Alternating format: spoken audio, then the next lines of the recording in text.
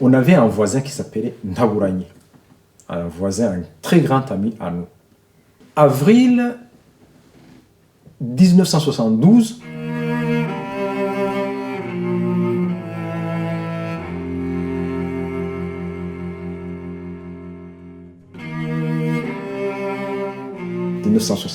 sa femme était à l'hôpital. Ndaburanye avait l'habitude de lui porter à manger. Et il y avait des gens de Mugamba, les Tutsis de Mugamba, avec une milice, venus avec des bambous, des lances. Ils tuaient les Hutus qui passaient à la paroisse. Ma mère lui a demandé de ne pas y aller. Il lui a dit, tu ne peux pas y aller parce que toi, tu es Hutu. Là, à Kibumbu, les gens qui sont venus de Mugamba, ils tuent tous les Hutus qui passent. Ndaburanye lui a dit, non, je dois porter à manger à ma femme. Je dois. Ma mère lui a dit, non, tu ne peux pas y aller. Tu me donnes de la nourriture. Moi, je vais lui porter à manger. Ce qui m'a fait remarquer, c'est que ma mère a essayé de lui arracher la gamelle et Ndaburanye s'est débattu. J'ai vu, je me rappelle toujours cette image de ma mère qui se battait contre Ndaburanye, non pas parce qu'il se haïssait, mais pour lui arracher, pour l'empêcher d'y aller. C'était un homme assez valide. Il a pris, il a dit, non, j'y vais. Et quand il est parti, ma mère l'a poursuivi, elle a dit, je t'ai dit, franchement, toi, c'est ce qui va t'arriver, moi je te l'ai dit, ils vont te tuer. Il a dit, non, non, tout le monde sait bien que je suis un homme gentil. Il est parti. 1 heure après, on nous apprend que Ndaburanye a été tué. À la maison, on a pleuré. Parce que on s'est demandé, je me suis demandé, pourquoi un homme aussi paisible que Ndaburanye pouvait être tué. Toute ma vie a été déterminée par un militantisme qui n'a d'autre naissance que la mort de Ndaburanye. Voilà concrètement comment un événement peut marquer un homme.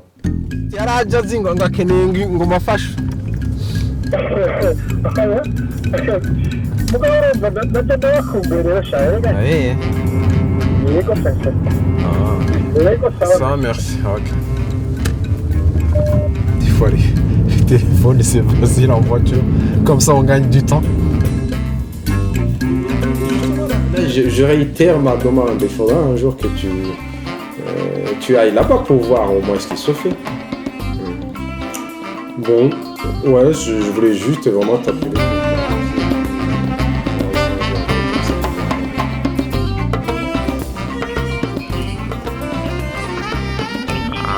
C'est ça le problème de l'Afrique du Sud. Non.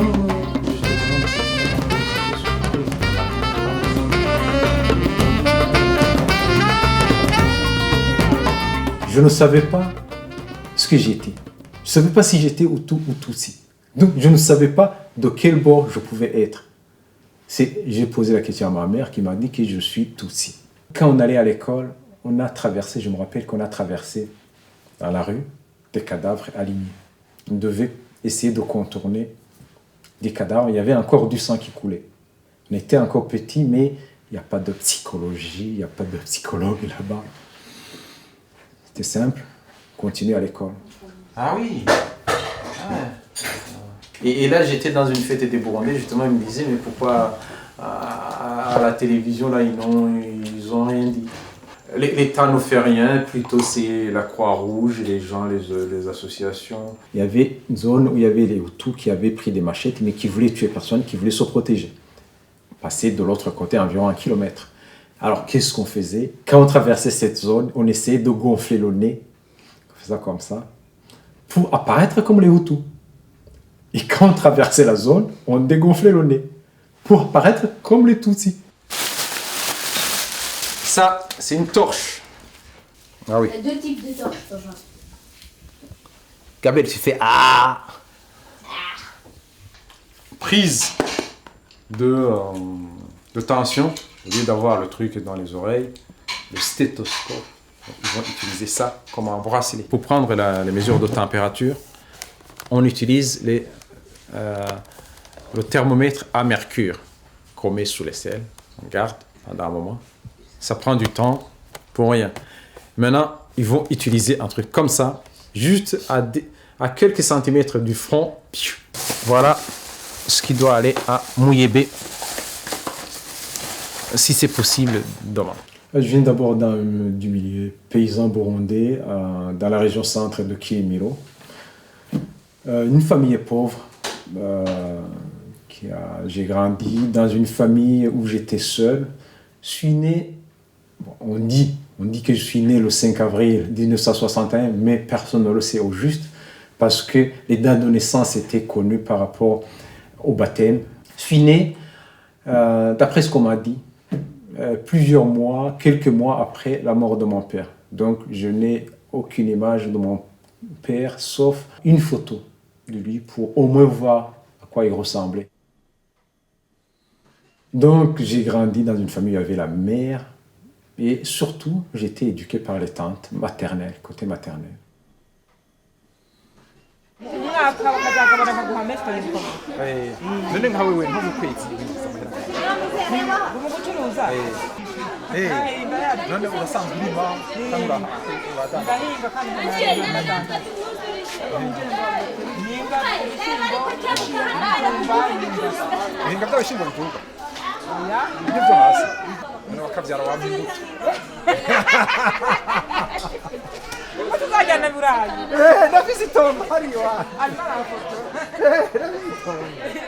Je me retrouve, moi, naturellement.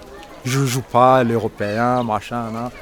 Là, les paysans, ma vie, j'étais paysan, voilà. Je retrouve les paysannes et les paysans.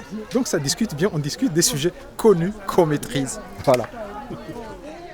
Oui, quand j'étais petit, je travaillais comme tout enfant. Mais dès l'âge de 4 ans, j'avais déjà ma roue pour travailler. Et puis, j'avais surtout la spécialité, c'était un bon gardien de chèvre chez la grand-mère. Pendant les vacances ou quand on n'avait pas cours, j'allais garder les chèvres de ma grand-mère. Et d'ailleurs, elle a été contente, elle m'a donné une chèvre. En fait, c'est un économiseur de bois. On fait chauffer le bois. Et au lieu d'utiliser d'autres bois après pour la deuxième cuisson, ça garde la chaleur et on laisse comme ça. Non nicyo nakubaza aha mwakuyemo ingwi murakugara kugira ngo kagumye gakwije byose. Oya nago nta kintu ukura. Kaguma gashusha. Yari yazanye ifu isa n'umuhondo. Urabona ibi? Nibyo byadutize. Batwita inyenzi dore ibi nibyo twarwaye. Aho ni kera. Mu itarasa na gatatu. Nakanga. Oya nejo bundi nejo. Muri kubihunda. Areka ntunze kwigo. Oya mukanya. Aya nayo kwenga. Mukanya turashiramo bira bintu. Aya nayo kwenga. Enyene zengibe ni bigirira hasi. Iyi turakuvura nyene. Turakwiye ibi bintu dushiremo bise kuri. Dusubiye warumviriza wicagira ngo ngoya ngurindira cyasigaye iminsi 3 sivyo sinibagiye ibya yewe sawa rero musigarana amahoro yego Bon, on n'a jamais eu de vache. Les chèvres, c'est ma chèvre que j'ai eue et qui a donné plusieurs. Des fois, une fois, je pense qu'on est arrivé jusqu'à 10. Je vendais de temps en temps quelques chèvres. Sinon, on n'a jamais eu de poules, ni moutons, ni vaches. Et aussi, je travaillais de temps en temps dans autre chose. S'il y avait les maçons chez nous, je les aidais ou autre chose. J'étais toujours un grand travailleur à la maison. J'ai jamais été inactif chez moi. Comme les gens, ils auraient déjà mis les chaussures une fois, ils ne peuvent pas l'acheter. Ils ne vont pas revenir à marcher pieds nus. Ça serait vraiment une sorte de révolution parce qu'on introduirait dans une zone les chaussures pour tout le monde. Quand ils marchent pieds nus, ils attrapent beaucoup de microbes. Et ça fait beaucoup de maladies après qu'on soigne. Et au centre de santé, on pourrait mettre un petit magasin, une boutique de chaussures qu'on pourrait subventionner progressivement en décroissant. Ce que j'ai gardé de l'enfance, c'est de vivre d'une façon humble, modeste et surtout solidaire. Le côté solidarité m'a marqué. Je vais chanter. Aïe. Tu vas chanter à la burundaise. Mais tu peux faire, toi, si tu veux. Je veux mettre les paroles. Ben, je te les écris. Qu'à écrire et m'apprendre. Ouais, pareil. Mais j'écris comme si c'était du français. C'est même phonétique, hein. Tu peux lire. Hein. C'est quoi ça? Le Kirundi, ça s'écrit phonétiquement comme du français. Ouais, mais la même écriture. Ok, j'ai Va te chercher un. Ça, merci. J'ai appris le français à l'école primaire, comme tout le monde. On l'apprenait, il y avait le Kirundi, on apprenait le français. Et puis, mais les gens, Burundi, ils apprennent le français, mais ils discutent beaucoup en Kirundi. Les Burundais écrivent mieux le français qu'ils le parlent. Ça donne l'impression qu'on est au Burundi. Même les herbes, tout ça, c'est ce qu'on avait quand on était petit. Les arbres, les bananes, tout. Tout, vraiment, c'est le Burundi typique. Ça me donne envie d'aller au Burundi. J'aimerais bien que les enfants découvrent le Burundi pour, disons, se rendre compte des réalités de la vie des citoyens du Burundi, surtout la vie du village, de mon village, là où je suis né, des paysans, qui soient dans la notion, qu'ils intègrent les notions de famille et de solidarité. Maintenant, ils réalisent de plus en plus qu'ils sont originaires du Burundi, donc il faut intégrer ces notions parce que chaque fois, même s'ils habitent ici, on leur demande d'où ils viennent. Du moment où on est noir, même si on est ici, on demande toujours d'où ils viennent. À force de dire qu'ils viennent du Burundi alors qu'ils n'ont jamais vu le Burundi, qu'ils n'ont pas intégré, donc ils commencent à se dire il faut qu'ils sachent ce que c'est le Burundi, qu'ils sachent comment expliquer aux autres pour qu'au moins ils assument. Hey.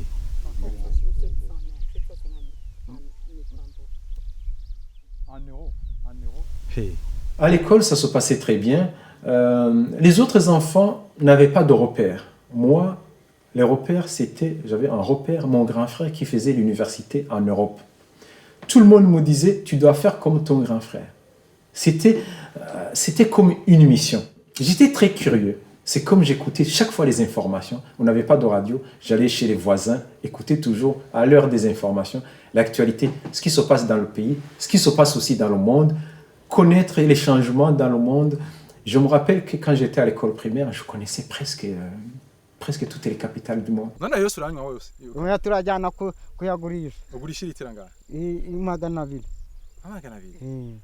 Iwacu nakuze ntanga dufise. Twe urumva ni mu Burundi izo politiki zanyu zangira inka munyarwanda ntazo twari dufise. Ufise ibihumbi 60. None wumva hari utunze kurusha wewe. None amahera yakoze iki? Amahera? J'ai eu deux grands frères. J'ai d'abord le grand frère qui est parti bien longtemps, et qui est le père de Alexis Ndwije, mon neveu, qui est président d'un parti politique, qui est parti plusieurs années avant que je naisse. Plusieurs années, donc il est parti. Il y avait une politique d'amener certains de Kirimiro de notre région condensée vers la région de Bubanza où il y avait beaucoup de terres. J'ai aussi un grand frère qui s'appelle Joseph Gahungu, qui était chez les religieux. Il est parti tôt faire les études de le lycée en Belgique. Il a fait aussi l'université en Suisse, je pense aussi en France. Et je ne l'ai pas vu, je le voyais de temps en temps, une fois par an, une fois les 4 ans, 3 ans. Et je me rappelle même quand j'étais à l'école primaire, quand il venait, on discutait en français. Il est rentré en 79. En 93, j'ai quitté le Burundi, je suis parti. C'est comme si j'allais prendre sa place en Europe et lui il prenait ma place au Burundi. Ça, c'est par la propriété. On sait bien que là, c'est quelqu'un. Dans ta propriété, tu peux mettre CTE, même si c'est le bordure. Si de l'autre côté, c'est encore chez toi, tu ne mets pas ça. C'est comme la sorte de cadastre. S'il met là où, là, cette partie, il emporte cette terre. J'ai déjà vu des procès avec des juges, tout le monde, parce que le voisin a emporté avec là où cette terre-là. On se dit s'il dépasse ça, demain il va faire ça.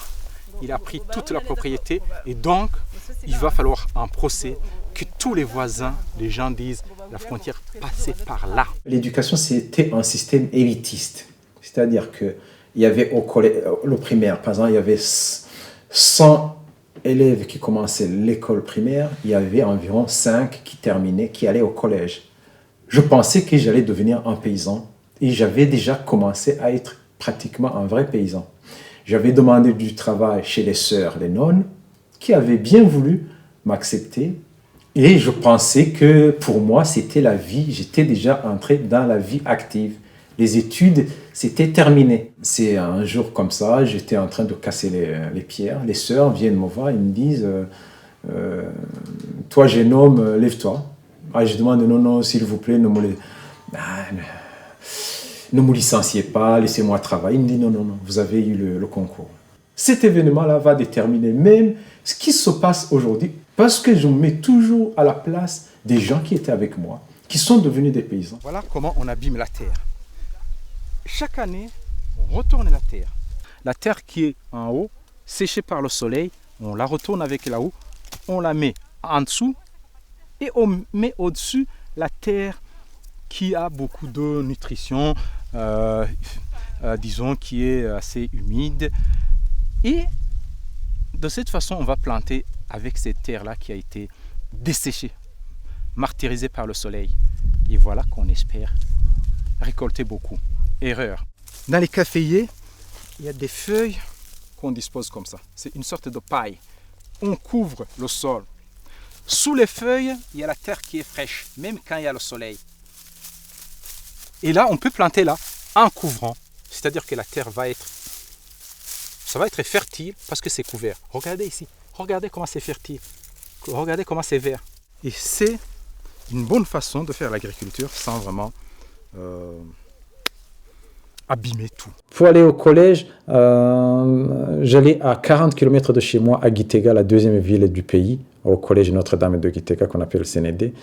Et 40 km, il faut dire qu'à l'âge de 14 ans, comme ça, faire 40 km à pied avec une valise en bois sur la tête, c'est pas très simple, mais on devait s'accrocher. Et puis on se retrouvait à l'internat où on n'avait même pas de repères.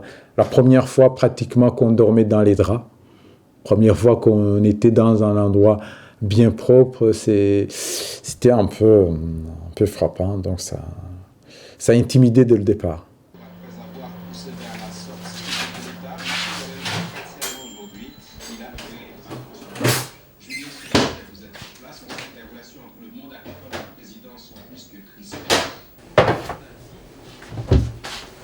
En principe, les Burundais, on ne boit pas le café.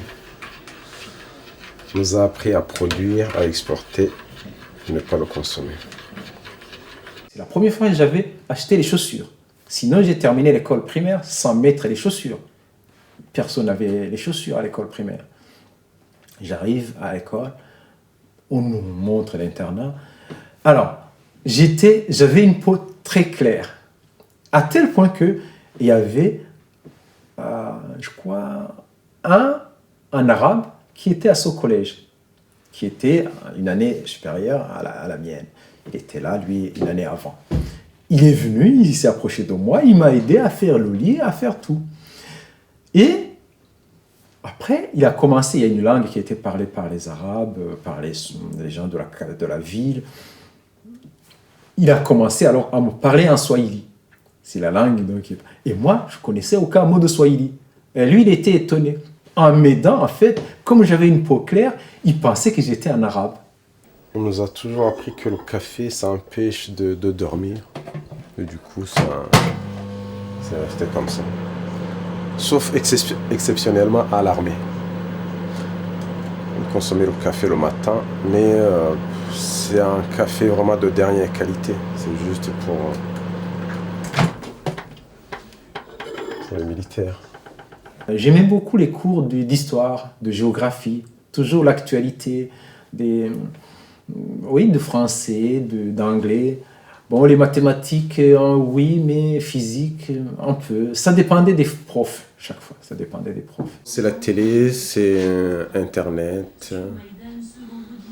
Bon, pour l'Afrique, des fois même par téléphone, les gens, les amis, qui sont à gauche, à droite.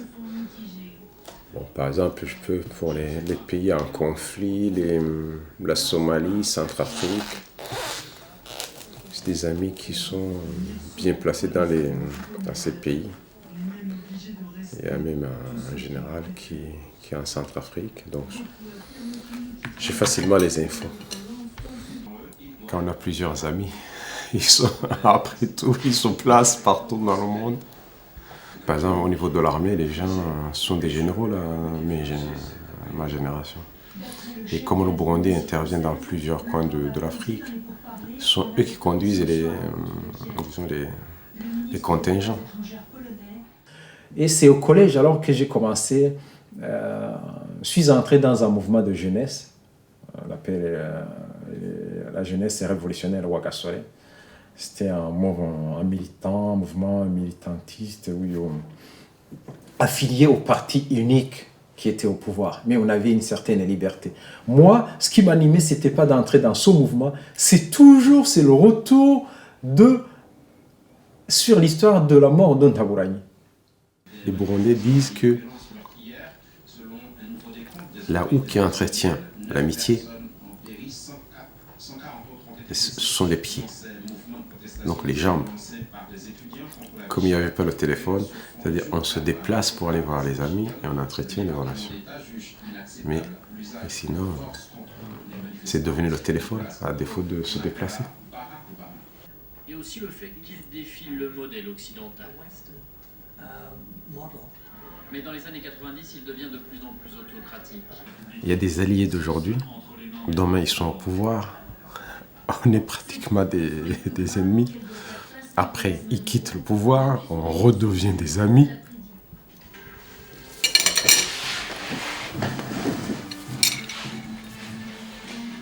Il y avait des rencontres au niveau national pour débattre. Et moi, j'étais un délégué, parmi les délégués de ce collège. J'ai rencontré un certain Innocent Morosi.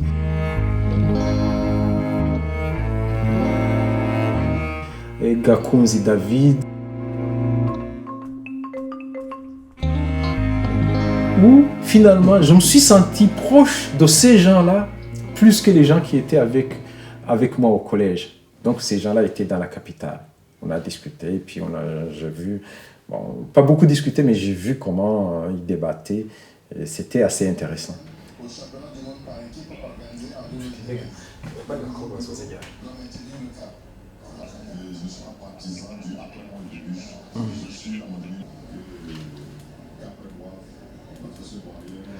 Quand j'arrive ici, 1 heure avant, en principe 1 heure avant, je commence à préparer avec ma tablette et je me connecte sur le Wi-Fi d'ici.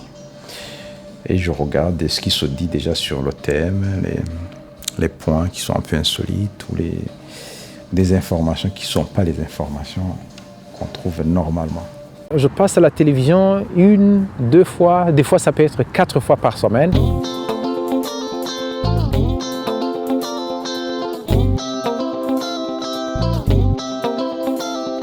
En fait, il faut savoir que je passe à la télé après mon travail. Je reçois vers 16h les sujets, juste les thèmes. Après, je prépare, je regarde l'information, l'actualité, mais ce qui fait que tous les jours, il faut être au courant de ce qui se passe en Afrique. Comme aujourd'hui en Afrique, tout est lié, c'est l'économie, la politique et l'armée sont des domaines, disons, je suis censé maîtriser. Ouais. Oui, le Rwanda, les leçons à tirer de l'échec des Nations Unies. Je ne sais pas pourquoi le sujet revient. Ça s'est passé à l'ONU, en fait, la discussion déjà de la définition du génocide au Rwanda. Et c'est aussi parce qu'on parle aussi d'un conflit au Burundi. Bon, la spécialité, ça peut être quoi? Moi, c'est le monde des paysans, l'agriculture, la sécurité. Sécurité, défense, ou l'économie aussi. Je suis de métier ancien capitaine de l'armée burundaise. Tant que je continue de suivre ce qui se passe. Quand on était dans l'armée, on gardait toujours l'œil. C'est comme le vélo, on ne l'oublie pas.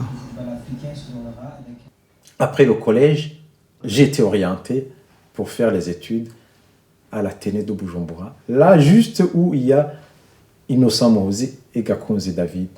Donc on s'est retrouvés finalement dans un mouvement de jeunesse. Ce qui nous a caractérisé, c'est qu'on a organisé le 1er mai 1980 un mouvement de protestation contre le président dans la capitale. Il y avait les invités de l'ANC. L'ANC n'était pas encore au pouvoir. On voulait leur montrer que on peut être indépendant, on peut ne pas avoir l'apartheid, mais il peut y avoir l'injustice. Vous subissez en Afrique du Sud de l'injustice, nous aussi nous subissons l'injustice. Au niveau des pancartes, on revenait sur les thèmes classiques, à bas le tribalisme, à bas le régionalisme, parce qu'il y avait une discrimination au niveau régional, à bas la corruption, le népotisme. On a vu le président de la République qui a retardé son arrivée au stade de 2 heures parce que des gamins, des jeunes dans le lycée manifestaient. Par chance, il y avait un premier ministre, il s'appelle le colonel Nzambimana. Il a dit au président, il dit, laissez les enfants parler, ils finiront par se taire. Et donc, du coup, on n'a pas été emprisonnés. Un peu plus foncé? Non, plus clair. Plus clair. Ça sera pas la même. Ça fait longtemps d'ailleurs que t'es pas tombé avec lui. Oui. Il vient que le lundi de temps en temps.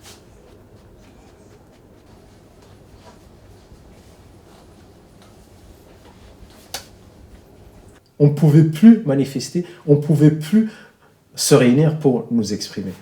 On a décidé alors de passer à une phase, je dirais, plus ou moins de clandestinité.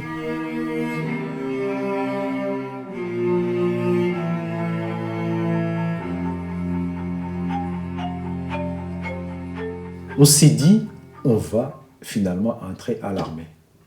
On aimait tout le monde dans le groupe, personne n'aimait l'armée. Mais on a dit par mission, c'est une mission, nous devons entrer à l'armée, essayer de noyauter l'armée, quitte à ce qu'on soit à la tête d'un coup d'État. C'est là. Moi, c'est là. Encore un peu, Bonjour Sam. Bonsoir. Bonsoir. Bonsoir. Ah ben, pas de souci. Hop, c'est bon. Oui, éventuellement. On ne peut pas faire un coup d'État étant un civil. Donc, il fallait entrer dans l'armée on est entré dans un groupe pour préparer le coup d'État. D'abord, il y a 5 ans d'études universitaires, d'ISCAM. Et après, il faut travailler avec les militaires. Donc, c'est de cette façon-là que je suis entré dans l'armée, toujours dans la continuité de la politique, mais sans faire la politique, mais juste pour l'amour du peuple. Il pensait qu'il fallait des images. Non, mais tu mens. Lucien Pambou, je ne sais pas si... C'est Paris 13, c'est...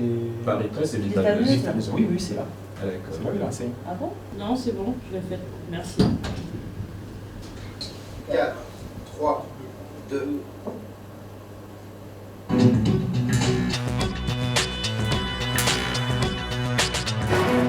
Je cache à mon grand frère que je vais entrer à l'armée parce que mon grand frère n'aurait jamais pouvait penser que je pouvais décider d'aller à l'armée. C'était quelque chose de scandaleux. Et quand je lui ai dit, je l'ai vu vraiment pour la première fois en colère, tu es en colère, il m'a dit, écoute, tu as décidé, donc pour moi, c'est fini. Tu te prends en charge, et donc c'est moi. On reste des frères, mais il faut savoir que moi, je m'en lave la main. J'ai dit, ok, j'assume, il n'y a aucun problème. Pour bien expliquer l'ISCAM, l'université militaire au Burundi, on faisait en même temps l'université et en même temps l'armée. L'entraînement militaire pendant les vacances et l'université, moi je faisais l'économie. Dans le monde, il doit y avoir 2 ou 3 universités militaires. Les autres universités militaires, on forme purement au niveau de l'armée. Sur l'artillerie, l'infanterie, le reste, c'est vraiment 100% militaire. Or, au Burundi, le président Bagaza avait décidé de former un militaire qui soit en même temps aussi compétent, même plus compétent que les civils. C'est-à-dire que si les civils lui posent des problèmes, qui pouvait nommer un gouvernement 100% militaire? En fait, ce président, il nous formait déjà à diriger le pays. Moi, j'étais content de ce système. Bienvenue dans l'Africa Newsroom, votre émission consacrée à l'actualité continentale. Dernier numéro de cette semaine sur l'économie des nouvelles technologies. Également au programme, le président algérien Abdelaziz Bouteflika réélu à la tête de l'Algérie. L'ONU souhaite tirer les leçons de l'échec du Rwanda. Ou encore le Bénin qui prévoit une croissance économique meilleure en 2014 qu'en 2013. Nous recevons sur ce plateau notre invité, Raphaël Goma, enseignant à l'Université de Paris 13, en charge des réseaux électriques. Soyez le bienvenu. Bonsoir Sandra. Ainsi que nos éditorialistes, honneur aux femmes, Nadia Lamargui, soyez la bienvenue. Merci Sandra. Et Gracien Okindikiza, bienvenue à vous également. Merci Sandra, bonsoir à tout le monde. L'info du jour porte sur l'élection présidentielle en Algérie.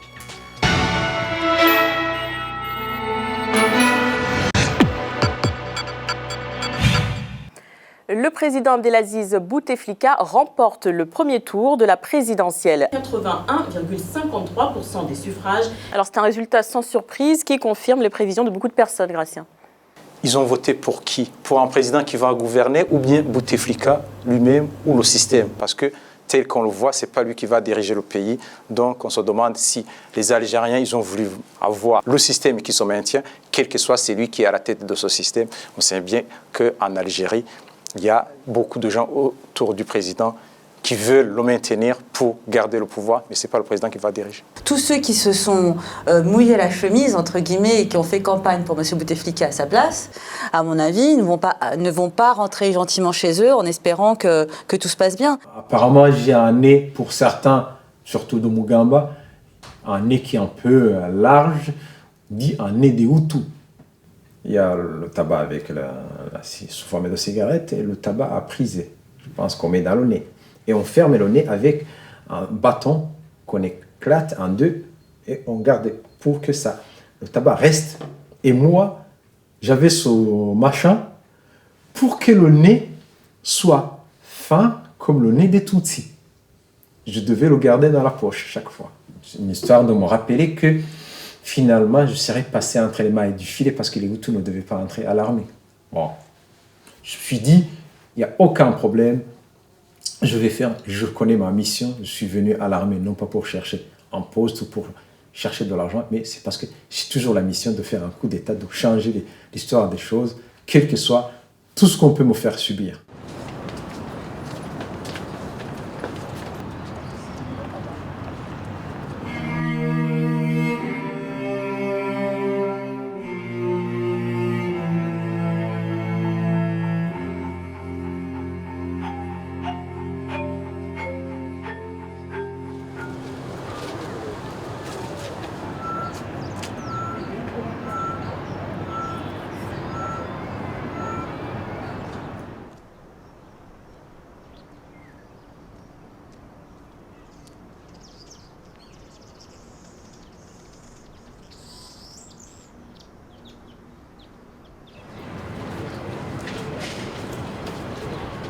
Malheureusement, oui, je me sens Tutsi, parce que quand je vois tout ça, tout ce qui a été fait contre les Tutsis, bon, ça ne crée pas une haine envers les Hutus et je ne globalise pas.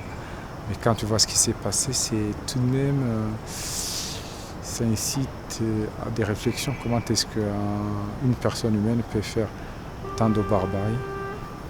On ne pouvait pas s'imaginer ça.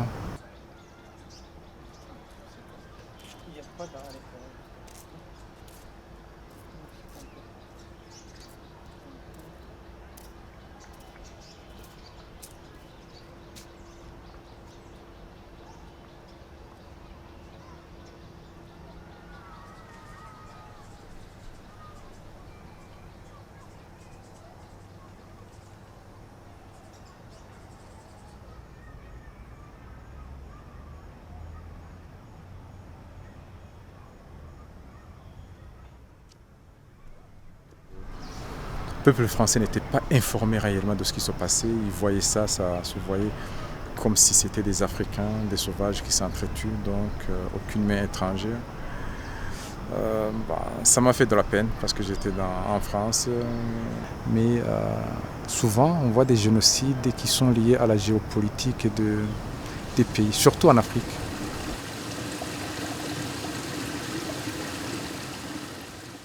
On nous dit que des Hutus ont bloqué la route, un endroit qui s'appelle Gisanze. Ils ont mis des barrages, des barrières. Ils bloquent aucun véhicule ne peut passer. Ils sont armés de machettes, de flèches, de lances. Le commandant de camp, il s'adresse à qui? À Rukindikiza. La mission que je te donne, c'est d'aller ouvrir les barrages et les Hutus qui sont là. La mission était claire. Hein? Je trouve les Hutus là-bas, je les tue. On y va. La nuit, c'est déjà nuit, il fait noir à la campagne. On arrive avec les phares, on voit une barrière. Derrière, une autre barrière. Des Hutus armés de machettes, de lances, de flèches. Mon lieutenant, on tire. J'ai dit, personne ne tire, personne ne tire, c'est moi qui commande. Moteur reste en marche, phare allumé, tous les militaires restent à l'intérieur des camions. Personne ne descend, mais moi je descends seul. Les militaires me disent, non, mon lieutenant, tu ne peux pas faire ça, ils vont te tuer. Je dis, non. S'il faut tirer, c'est moi qui tire le premier. Les Hutus qui sont là, ils regardent, c'est comme s'ils étaient au cinéma. Ils disent, mais... De l'autre côté, à Ntega Marangara, ils sont en train de tuer les Hutus. Et voilà un officier qui arrive, qui nous voit avec des machettes, on bloque la rue, il ne nous tire pas, il descend tranquillement. Eux-mêmes, ils sont déstabilisés. Je charge mon arme, bien sûr, je suis prudent. Mon arme sur la gâchette. Je dis, on va discuter. Vous êtes responsable, avancez. Vous n'allez pas nous tuer, non, avancez. Ils avancent, ils restent là. On discute. Qu'est-ce qu'il y a? Où est le problème? Les autres militaires, mais on tire. Non, personne ne tire. Ils commencent à me dire, oui, on a des problèmes parce qu'ici, on attend, il y a des camions qui passent avec la drogue et des choses comme ça. Je dis, c'était ça. On sait que ces marchands de drogue passent. Nous venons les chercher. Nous sommes en train de faire le même boulot que vous. Ils avaient les machettes. Ils voulaient se battre. Je les ai dissuadés. Ils sont rentrés chez eux. Je n'ai tiré aucun coup de feu. Le lendemain matin, le commandant d'unité arrive chez moi où j'habitais, tenu de combat avec des militaires. Il me dit, tu es fou, je t'ai donné la mission. Vous m'avez donné quelle mission? La mission d'ouvrir la route, d'enlever les barrières, de tout ça. C'est fait. La mission que les gens rentrent chez eux, c'est fait. Il me dit, non, tu es un fou, je te l'ai dit, c'est pas possible. Et tu as tué combien? J'ai tué personne, mon commandant. Ce qui m'a fort marqué à partir de ce moment-là, c'est que j'étais étiqueté un peu comme j'étais Hutu. On m'a envoyé la mission pour tuer les Hutus, je n'ai pas tué les Hutus. Donc voilà, il est Hutu. 20 ans ont passé depuis le génocide au Rwanda. La dernière cérémonie de commémoration a pris fin cette semaine. L'ONU a souligné l'importance de préserver la nouvelle génération d'une telle catastrophe humanitaire. Myriam Issoufali. Dernière bougie allumée, cette journée marque la fin de la semaine de commémoration du génocide rwandais. Chaque année, nous continuons à commémorer ce passé douloureux et à offrir soutien et confort à tous les survivants. Chaque année, nous renouvelons également nos efforts en tant que Rwandais pour préserver nos jeunes générations de futures atrocités. 800 000 Rwandais tués pendant cette tragédie. Gratien, pensez-vous qu'une telle catastrophe puisse à nouveau arriver en Afrique et pouvons-nous trouver des ressemblances entre les cas rwandais et centrafricains par exemple? Ça peut toujours arriver parce que ce qui se passe en Afrique, il y a les 5 pays, les membres, les grandes puissances et les membres du Conseil de sécurité. Les 5 pays ont des intérêts en Afrique, surtout les intérêts liés aux ressources minières de l'Afrique. Ces pays se font la guerre pour le développement, pour la croissance, pour se partager les mines, pour avoir les influences dans tel pays ou tel autre, que les puissances se battent. Et ce sont les Africains qui se massacrent. Je commandais une unité, des militaires. J'avais un style qui se différenciait avec les autres. Mes militaires que je commandais, je les ai considérés toujours comme mes égaux. Je les formais militairement et j'aimais bien discuter politiquement. Mais politiquement, sinon j'allais avoir des problèmes. Économiquement, disons. La meilleure façon, quand on ne veut pas parler de politique, on parle d'économie. L'économie renvoie automatiquement à la politique, mais personne ne peut dire qu'on a fait de la politique. Mes militaires m'ont respecté beaucoup, ils savaient bien on était proches. Quand il s'agissait de faire des exercices, même si c'était compliqué, moi je disais, je passe le premier. Et si je meurs, ou je me blesse, ou je me casse, personne ne va passer. Mais si je passe, le premier, je sors indemne, tout le monde doit y passer.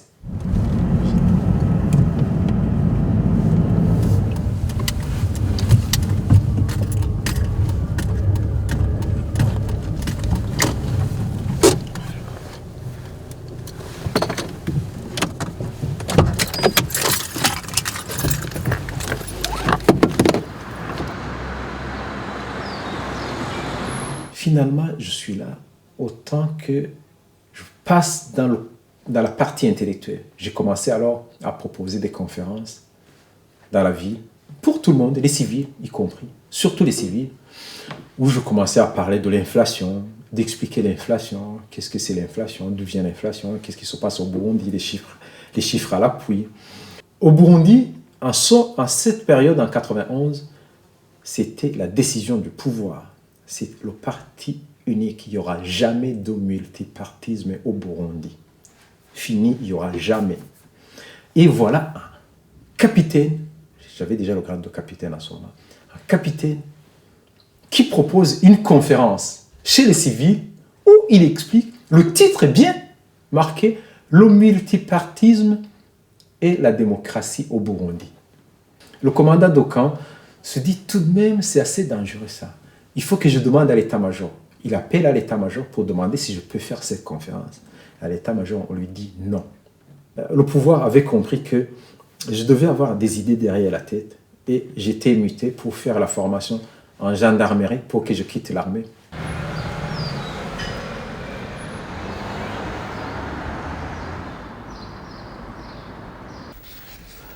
Donc c'est un ensemble comme ça. C'est question d'avoir au moins un petit toit. Et on essaie d'avancer. Ce sont les miracles de la vie. On était en plein politique d'ajustement structurel de la Banque mondiale, du FMI. Ça faisait beaucoup de bruit en Afrique. C'est-à-dire que la Banque mondiale, surtout le FMI, demandait au gouvernement d'arrêter toutes les politiques sociales. Les soins de santé, on ne subventionne pas. L'éducation, on arrête. Les fonctionnaires, on licencie la moitié des fonctionnaires pour équilibrer les budgets de l'État. Et j'étais très critique. D'abord, j'étais militant à l'avance, ancien marxiste et léniniste, et je l'étais encore. Et des experts de FMI viennent pour nous démontrer comment la politique d'ajustement structurel pouvait être un salut pour la nation. Ils ont exposé, et quand ils ont terminé, les autres, personne n'a voulu poser la question. Une question, moi j'ai levé la main, comme toujours. J'étais toujours là pour poser des questions. J'ai dit, avec vos systèmes, avec tout ce que vous nous dites, finalement, autant vous nous laissez, nous allons nous débrouiller sans votre argent. Et le gars, le type de FMI, il a dit, tout ce que vous avez dit, j'ai même pas envie de répondre point par point. Si tous les Burundais sont comme vous, ou si les gens qui sont ici, si tous les sont comme vous, nous allons partir avec notre argent et nous vous laisserons dans votre pauvreté. Moi, je lui ai dit, oui, vous allez partir avec votre argent, nous allons rester dans notre liberté et dignité. Un gradé, moi, je suis allé, salut. Il m'a dit, tu sais ce que tu as dit, tu as bien expliqué, c'était très bien. Finalement, tu disais la vérité. Il me dit, tu sais ce qu'ils nous ont dit aux messes, les responsables du FMI, ils nous ont dit que toi, il faut qu'on te surveille parce que d'après ce que tu disais, tu es un communiste. Il faut éviter qu'il y ait des communistes dans l'armée. Alors j'ai dit, alors vous allez me surveiller? Il me dit non, pas du tout. Je suis quelqu'un très attaché à l'écriture de ce qui se passe autour de moi, surtout de l'actualité, des fois même de l'économie. Je le faisais même quand j'étais à l'armée, il y avait une revue dans laquelle j'écrivais pratiquement, il y avait chaque fois mes articles. Quand je suis arrivé en France, plusieurs années après, quand il y a eu Internet, j'ai créé un site qui s'appelle Burundi News, très connu. J'ai toujours écrit sur les régimes qui sont succédés. Ce site, disons, bénéficie des informations. Je ne dirais pas le don, mais la façon d'avoir beaucoup d'informations que finalement je me dis je ne vais pas les monopoliser, il faut que je les partage avec les autres. Et disons c'est un site qui est très craint par les pouvoirs qui se succèdent.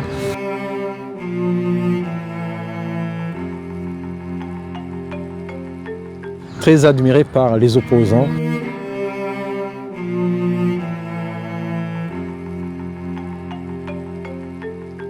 C'est un site qui fait des révélations. Je dirais pratiquement c'est un site qui fonctionne comme le Canard enchaîné ici, sauf qu'il n'y a pas de l'humour de Canard enchaîné. Et ici, il n'y a pas de tuerie. C'est un site qui révèle des choses qui sont souvent vraies parce qu'on a beaucoup. Il y a beaucoup d'informations qui arrivent et c'est déjà crédible au bout de plusieurs années. Un site qui devient ennemi d'un pouvoir, ami des gens qui sont contre le pouvoir. Mais le site n'a pas la vocation d'être opposé au pouvoir, mais a la vocation de défendre le peuple. Si le pouvoir va dans le sens du peuple, le site défend le pouvoir. Tout récemment, il y a un massacre des sœurs, trois religieuses européennes au Burundi, à Kamenge. Burundi News a été le site qui a révélé dans les détails précis de tout ce qui s'est passé, même les assassins, comment ils étaient déguisés, comment ils ont pu entrer, comment ils ont tué. 4, 3, 2, 1, et c'est à toi. 6, 5, 4, 3, 2, 1, c'est à toi. En 2013, le taux de pénétration du mobile en Afrique subsaharienne était de 32,1%. Justement, c'est là où je voulais en venir. Il faudra que les dirigeants prennent conscience. C'est un problème d'éducation, justement. Les Africains se sont appropriés ces technologies et l'offre ne suit pas, l'offre de qualité ne suit pas. Pourquoi le paysan qui est en téléphone ne peut pas joindre son homologue indien pour savoir comment est-ce que je peux faire l'agriculture sans utiliser les engrais chimiques? Le président de la République reçoit les officiers. On met des officiers, comme le faisait de temps en temps.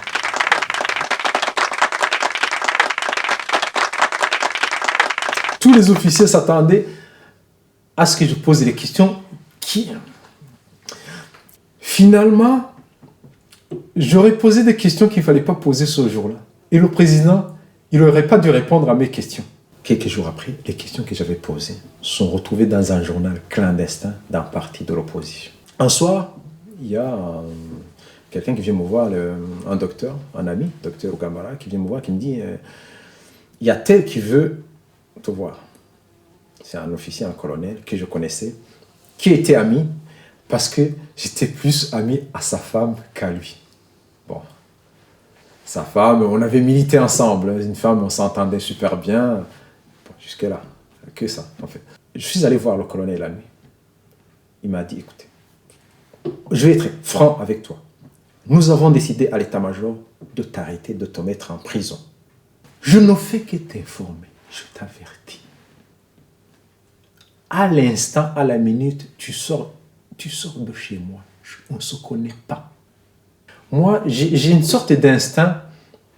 Quand j'ai peur, ça prend environ quelques secondes.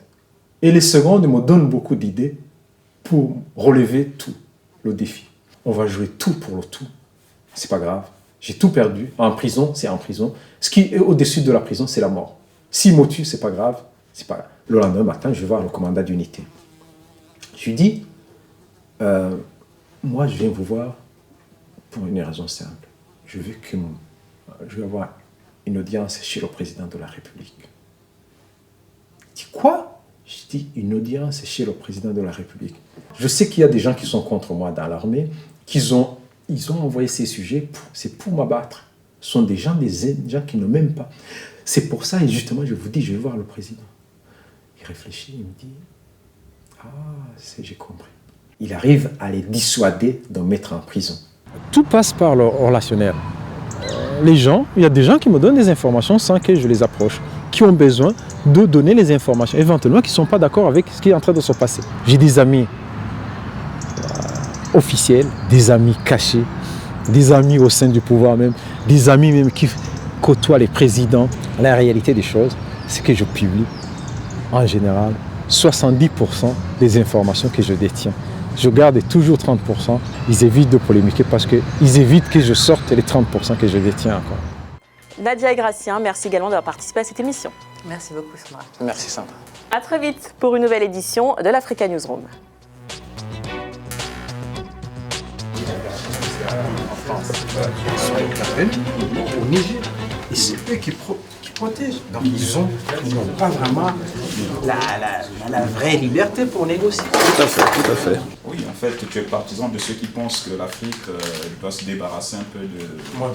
Il va avoir sa propre monnaie, doit avoir sa propre monnaie. Moi, j'ai fait l'économie. Les cours que j'ai beaucoup aimé, que j'ai beaucoup maîtrisé, c'est l'économie monétaire. Le Congo a besoin des devises. Il s'adresse à la Banque de France. Et au niveau de la Banque de France, comment on écrit? C'est comme si le pays prenait une dette. Alors que la monnaie, c'est leur argent. Leur argent qui est gardé là-bas. Oui, c'est une dette. C'est une dette, effectivement. Ah oui, c'est ça le... Est-ce que tu nous... Oui. Ah, super. Mon grand lecteur au Burundi, aux grandes dames vraiment des gens, c'est le président de la République d'abord.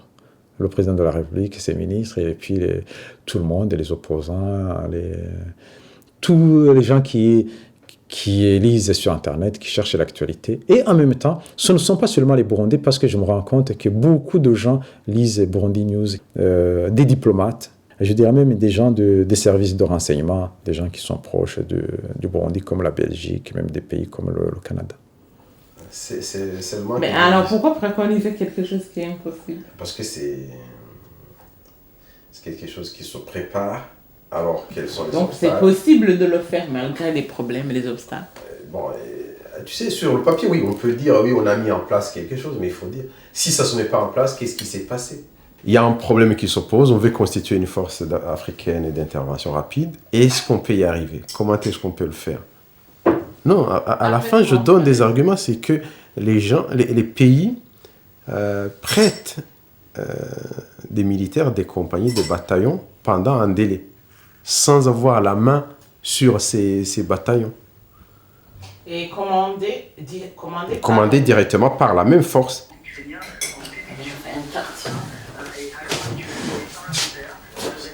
Ça tourne en deux. Pour préparer la paix dans ce pays, préparons les militaires.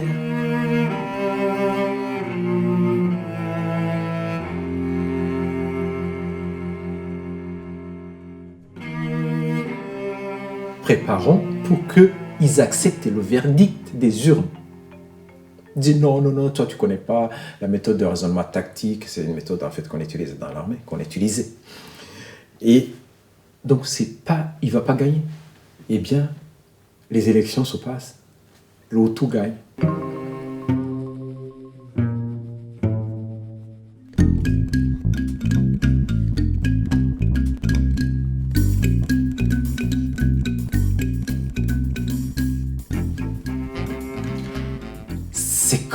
C'est la douche froide au niveau de l'armée, chez les Tutsis. Du moment où j'avais pas payé la dot, c'était pas fini.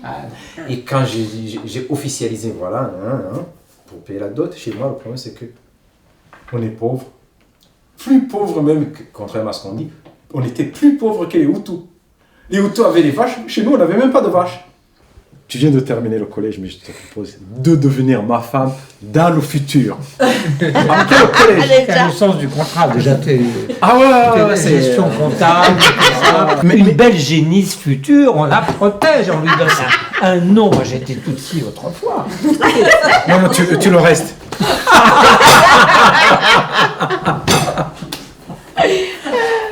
Je parlais en fait de ma femme, réservée, jusqu'à ce qu'on se marie. Donc pendant cette période, fidélité absolue. Tu peux couper la caméra? La femme, quand elle arrive dans une autre famille, elle appartient à la famille. Oui. Je dis, non, attention, là il y a une nuance. Ah oui, d'accord. Elle appartient à la famille. Je dis pas à son mari. Le mariage est conçu comme la fille qui quitte sa famille pour intégrer une autre famille. Ouais.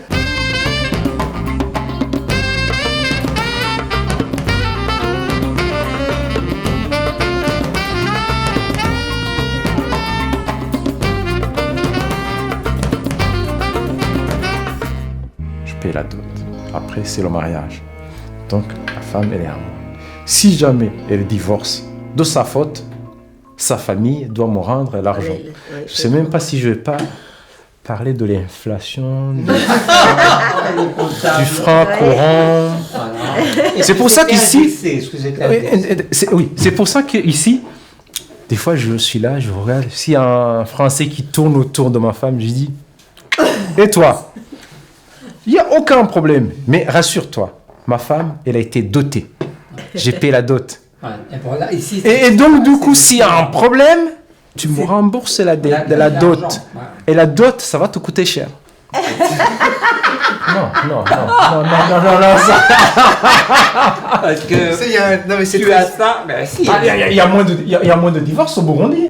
De temps en temps, je montais la garde au palais, là où se trouvait le président, nouvellement élu, mais non encore investi.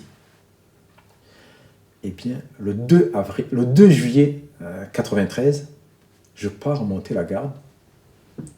J'avais 35 personnes, 35 militaires, 2 blindés, je crois 4 mitrailleuses, 2 lance-roquettes. Et je vois autour du palais, où se trouve le président, 120 militaires commandos, armés jusqu'aux dents. Ils viennent pour attaquer et tuer le président. Bon, alors je me dis, Gratien, voilà un des problèmes à régler, et là, ça va être difficile pour toi. Je lui dis, le commandant, qui commande la troupe, je lui dis, écoutez, vous venez faire quoi? Tu viens seul, tu laisses les autres dehors, tu viens m'expliquer, on va s'entendre. Il y a quoi un problème? Après tout, on est de la même armée. Et lui, il accepte, il vient. Il me dit, voilà, Kindikiza, on a décidé qu'on va tuer le président Dadaye. Ok. Je dis, ici, c'est moi qui commande. Donc, je ne suis pas d'accord. Il me dit, c'est l'état-major, c'est l'armée nationale qui a décidé. Je dis, oui, c'est l'armée nationale. Ici, au palais, l'armée nationale, c'est moi qui la commande. C'est moi. Il me passe sur le talkie-walkie quelqu'un qui est responsable de la sécurité dans toute la ville de Bujumbura, de la capitale. Il m'appelle, il me dit, écoute, là, on n'est pas en train de blaguer. Je dis, est-ce que toi, tu crois que moi, je blague? Il dit, tu dois les laisser entrer. Ça a été décidé au haut niveau. Je dis, ok. Alors, désormais, moi, je me bats contre l'armée alors. Je savais bien que la mort rôdait autour de moi, mais je me disais, autant défendre le président, autant faire ma mission. Si je meurs sur le champ de bataille, je meurs pour le pays, il n'y a aucun problème. Avant d'entrer ici, la mission qu'on m'a donnée, c'est de défendre ce président nouvellement élu. Je vais le défendre. Et je ne peux pas accepter un autre ordre avant que je finisse ma première mission. Il commence à avoir peur, lui aussi, parce qu'il a vu que j'étais... Et il est parti chercher du renfort. Voilà, c'est 2 heures du matin. Le président, il est encerclé, comme quoi il va être tué. Et moi, je lui dis qu'il y a un petit problème, mais que je vais régler. Lui, il veut sortir pour voir. Et moi, j'étais devenu comme un lion, enragé. Je l'ai pris, je l'ai poussé à l'intérieur, il a failli tomber. Parce qu'ils se mettaient dans leur champ. Après, il a dit, je vous fais confiance. Je dis, il a fermé.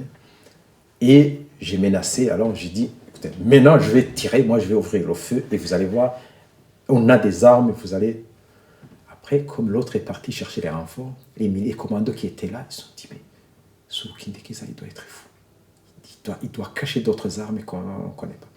Et du coup, ils sont partis.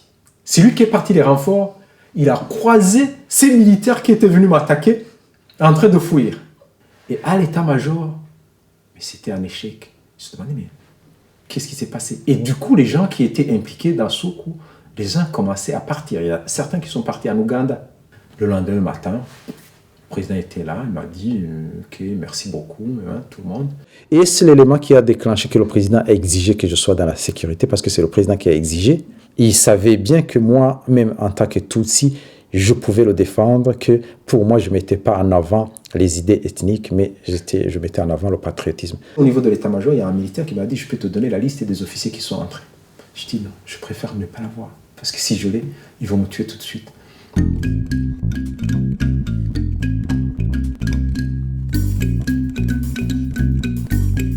On prépare la mission. Quelques jours après, le président arrive avec ses ministres dans son avion. Tout se passe bien. Je dirais presque bien.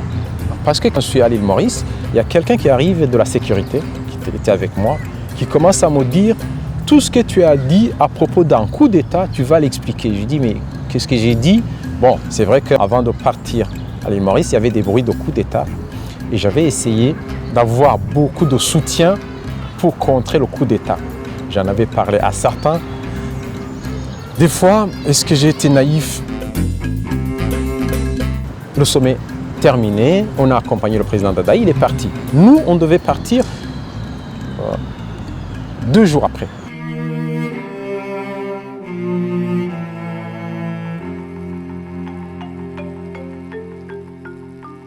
C'est en écoutant la radio, RFI qui a annoncé la première, vers 10 h, le coup d'État au Burundi.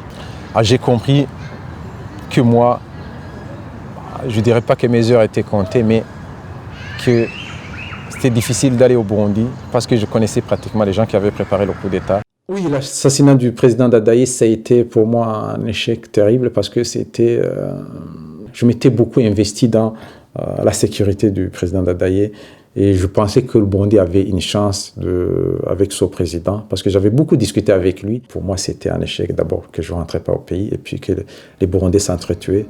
Et en même temps, la situation de pauvreté, de misère de la population, ça a fait beaucoup mal.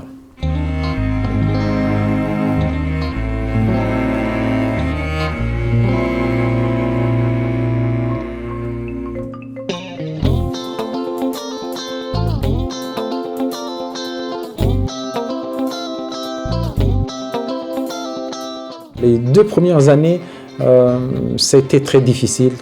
Des fois, on se retrouve sans argent.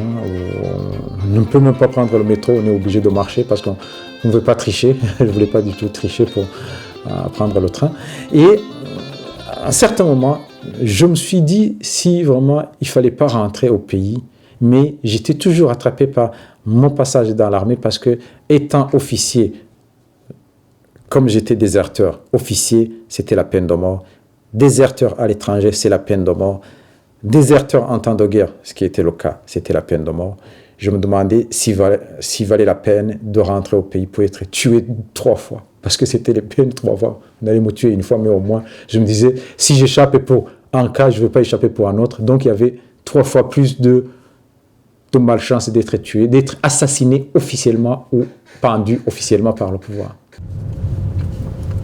Alors on doit faire très attention quand on circule ici parce que surtout il y a beaucoup de camions qui viennent de l'Ukraine, de la Russie, de l'Angleterre, de partout dans le monde.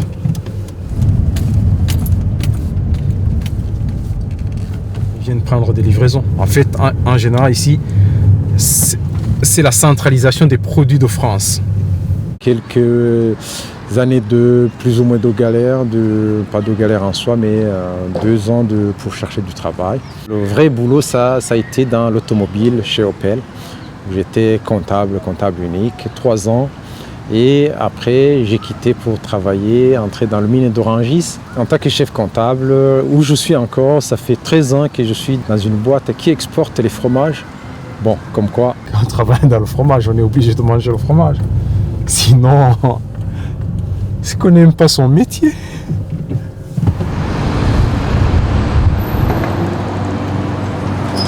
En fait, on ne transforme pas, on reçoit presque le même jour, on envoie la marchandise. On est devenus comme les Français, on est devenus français. On participe aux activités dans des associations locales. On a un travail comme les autres. On a des enfants qui font l'école en France. On est là, on vit normalement. On ne se plaint pas. Je me sens français. Je me sens aussi burundais. Je me sens africain. Je ne me suis jamais senti Tutsi. Ce sont des choses vraiment, je n'ai pas cette connotation. Je ne veux pas me sentir Tutsi ou toi. C'est pour les Burundais, la communauté burundaise. Enfin, il y a une fête. Et comme les Burundais boivent beaucoup, autant qu'ils en aient assez, sinon ils vont dire de mal de nous. Tu n'invites personne quand tu n'as pas de la bière, même une seule personne.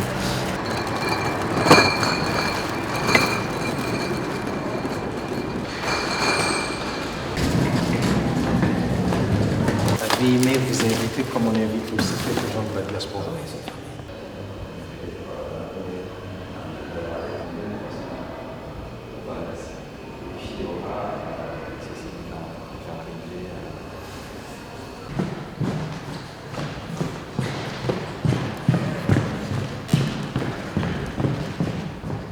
Je suis présent en France, mais vraiment, je dois dire que je suis aussi présent au Burundi. J'ai une partie de mon cœur qui est au Burundi. J'aime mon peuple, le peuple burundais. Je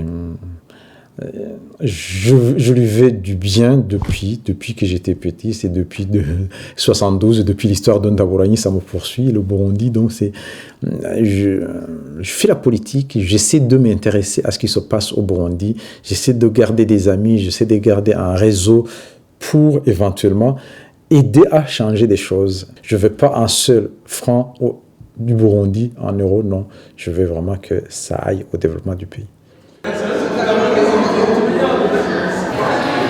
Ils sont en train d'arriver. N'ubu nibo babanje guca muri koma.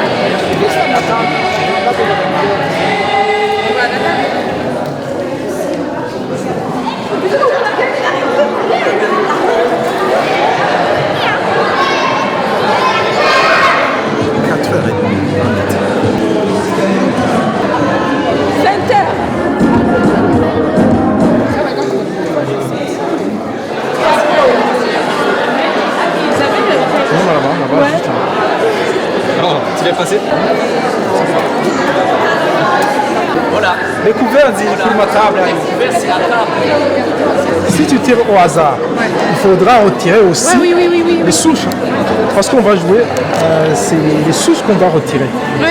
Qu'on va mettre à l'intérieur. Oui, l'idée d'exil, c'est difficile vraiment de penser ce que la personne ressent quand on ne l'a pas vécu. C'est très dur de ne pas retrouver les siens.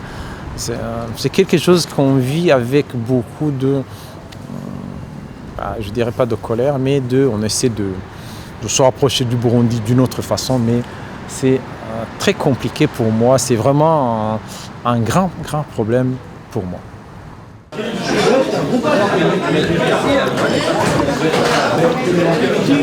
Tout le monde vient le voir comme ça en catimini. Ça défile et on lui parle à l'oreille tout le temps. Des filles surtout. Les garçons, c'est que vous deux? Ah bah oui. Ça doit faire 8 ans. Parce qu'on a fait le premier mandat, deuxième, là je suis en troisième mandat. Tant que le peuple me sollicite. Depuis l'existence des délégués, je suis toujours délégué du personnel. Je suis le seul à être délégué depuis le début jusqu'à aujourd'hui. Bon, ce qui est une marque de confiance des gens. Puis Gratien, il est dans la compréhension, il est dans le fait de faire avancer les gens tranquillement, quoi. Il n'a pas de souci de rapport de subordination. Voilà, les choses sont simples, quoi. Disons que j'ai eu beaucoup de bonnes relations avec les gens qui ont travaillé avec moi. Et ça continue. Moi, j'entretiens aussi l'amitié. J'ai du mal à abandonner les amis. Mais ça se fait naturellement.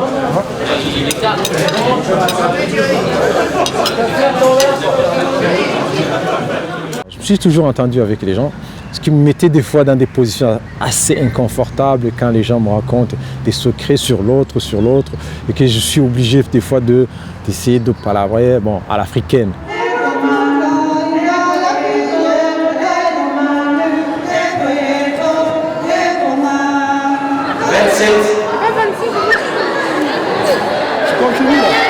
Tu continues.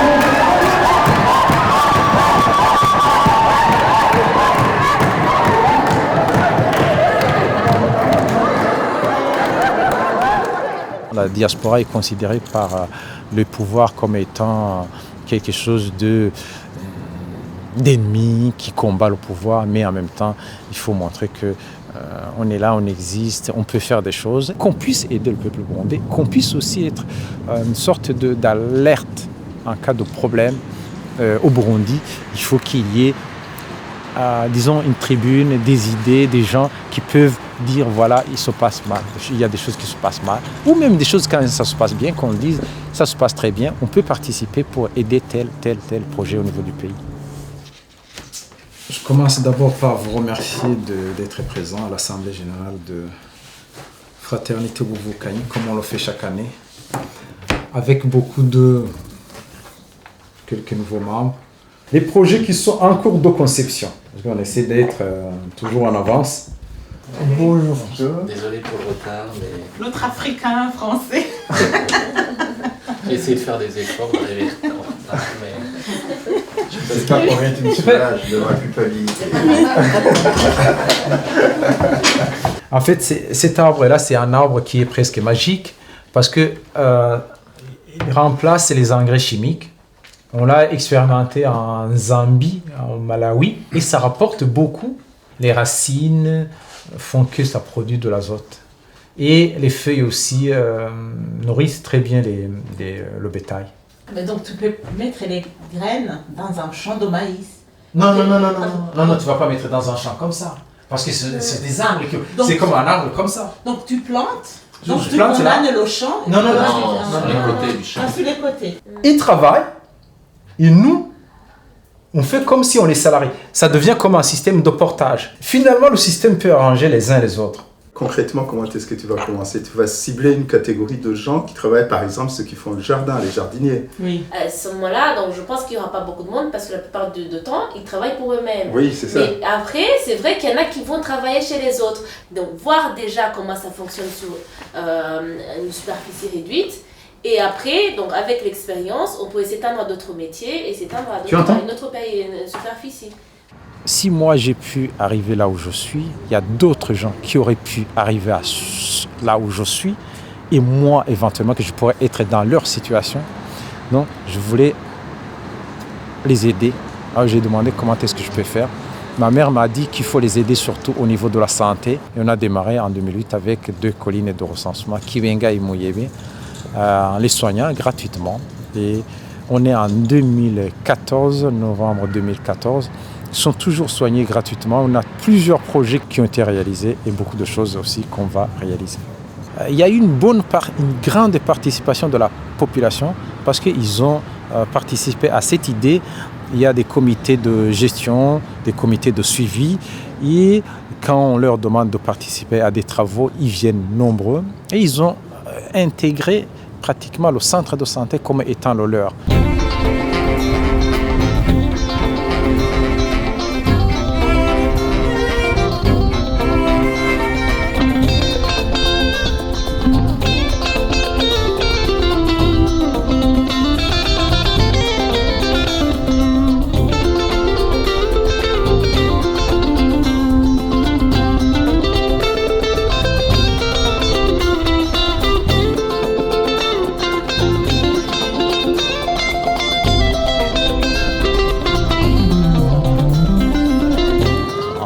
J'aurais dû y retourner pour suivre chaque fois les activités de l'association, mais le problème qui se pose, c'est par rapport au pouvoir.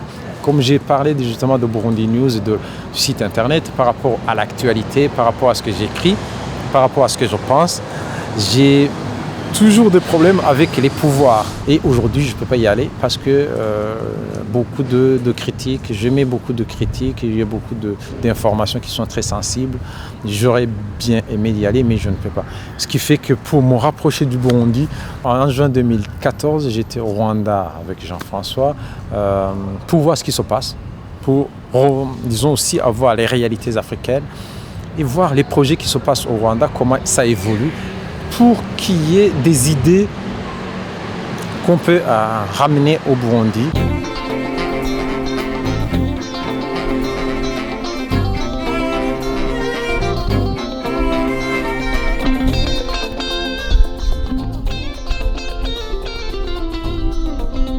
La photo pour voir où est-ce qu'ils mettent le ciment. 2, 3, 4, 5, 6. Ce sont des murs, on utilise des briques qui sont fabriquées avec des machines sans utiliser l'eau et très peu de ciment. C'est déjà écologique parce qu'on ne cuit pas les briques, on économise le bois. pense que c'est solide, hein, qui doit tenir.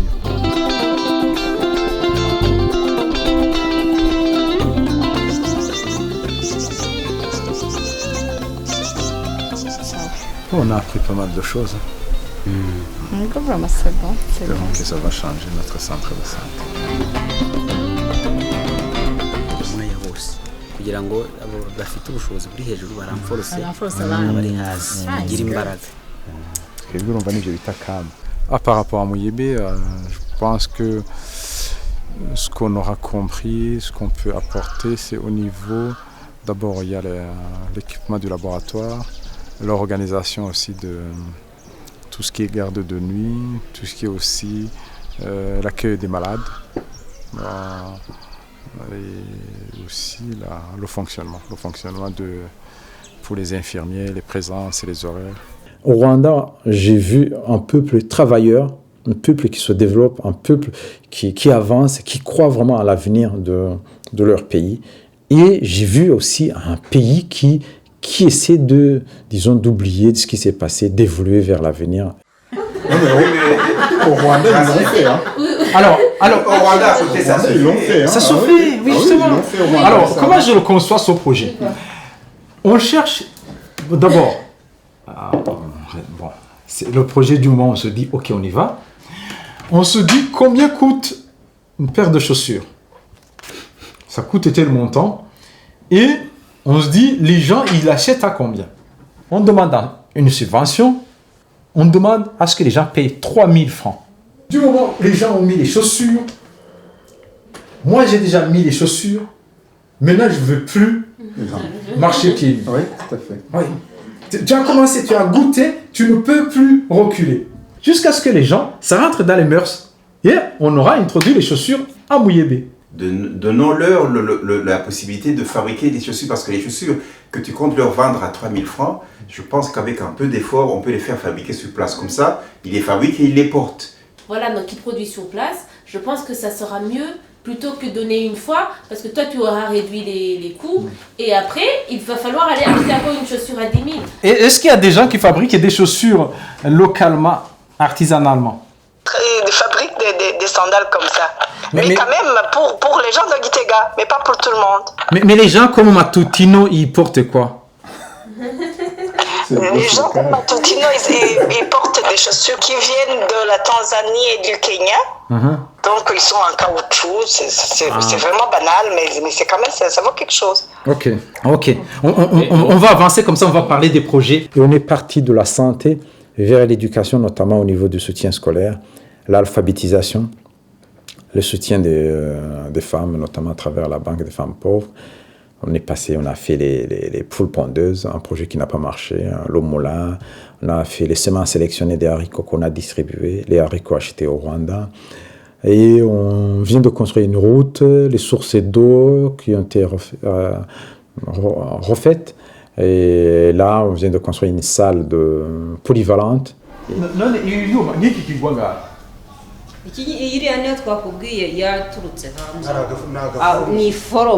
ni iforomo ikorwa mu kantu iri rero iri niryo ritanga twanya amazi acamo.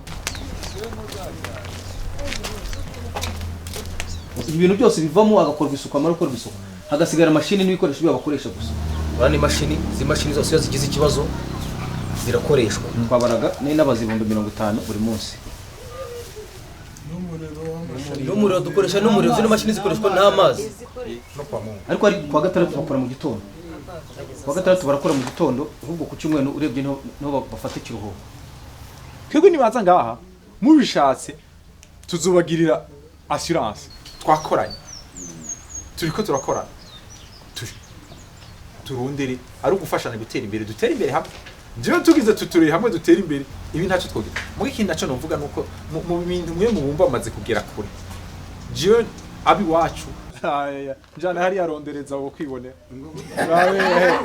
Urabe ko mu mihani wacu ataca abakapitali y'u Burundi.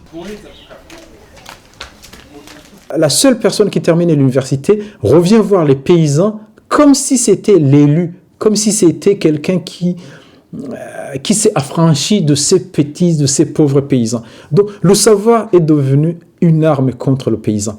Au niveau de notre association, ce que nous voulons donner ce savoir que le paysan qui n'a pas eu la chance avec ce système élitiste, qui a été éliminé, qui a été laissé sur le carreau, nous voulons lui donner ce savoir qui lui manque pour qu'il puisse affronter l'intellectuel qui viendra lui dire « j'ai fait les études ça » et le paysan il va dire « moi aussi j'ai fait les études ». Ce qui va équilibrer le rapport de force. À travers ce savoir, personnellement, ce que je vais donner, c'est la confiance du paysan. Que le paysan ait confiance en lui-même. À partir de là, nous aussi, je pense qu'on fera le développement de cette zone. On ne connaît aucun peuple qui s'est développé sans chaussures. La première chose, on met les chaussures, tout le monde met les chaussures et on parle de développement. Le Rwanda, un pays qui a commencé à mettre les chaussures. Il y a tout le monde qui met les chaussures. Alors, là, ils peuvent parler de développement. Le contact des pieds avec la terre, c'est bien, c'est naturel, mais c'est que vraiment, on n'a pas encore franchi l'étape de la terre, on est sur le niveau du sol. Je me rapproche beaucoup plus du Burundi, je me rapproche du peuple en faisant les actions avec les autres, bien sûr, je ne suis pas seul. Je suis présent, pas physiquement, je suis présent dans les cœurs des gens, je suis présent dans l'action. Et je veux continuer à le faire. Ça fait partie vraiment de mon être, de mon existence. Finalement, c'est un voyage qui va rapporter beaucoup. On a appris beaucoup de choses. Si moi, le Burundi, arrivait à ce stade, je serais comblé.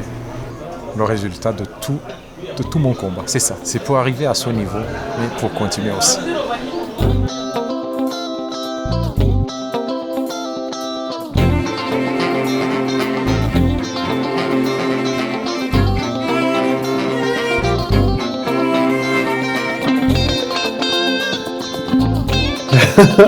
Non, ça c'est du domaine stricto privé.